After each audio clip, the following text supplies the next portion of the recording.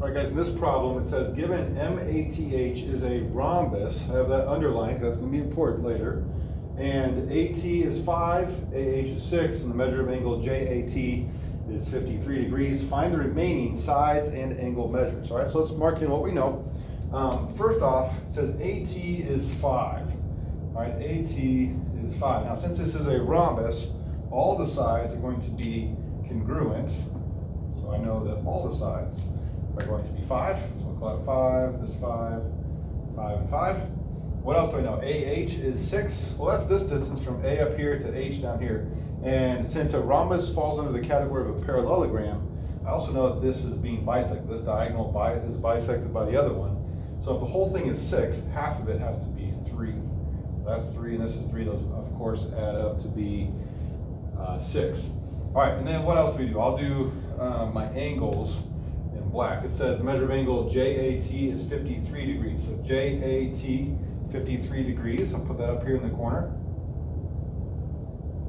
All right, and since this is a rhombus again, the special characteristic about a rhombus is that the diagonals bisect their opposite angles, meaning that if this is 53 degrees, this also has to be 53 degrees.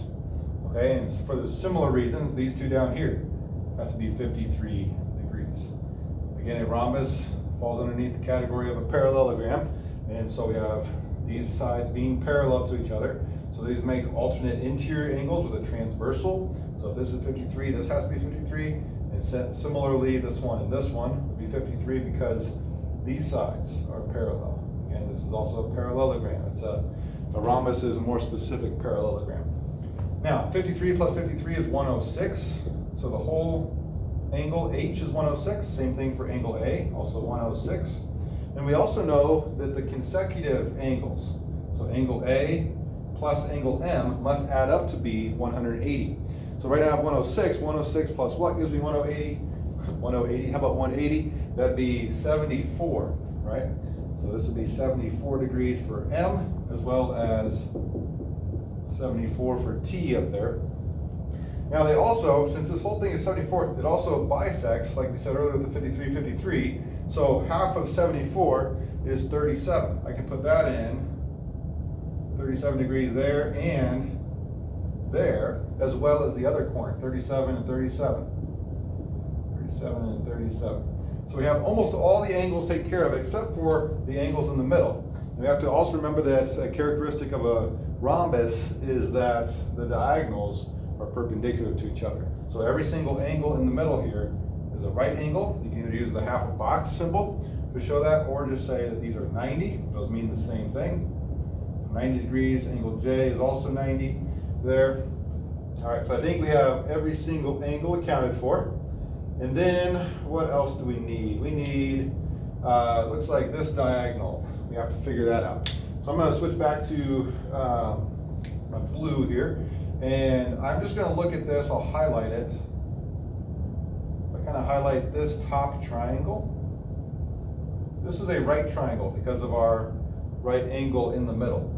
So if I take that and you just kind of pull it off to the side here, we have this is 3 currently, this is 5, and here's my right angle. So since it's a right triangle, I can use the Pythagorean theorem, where I have my A side, my B side, and then this 5 is going to be the C.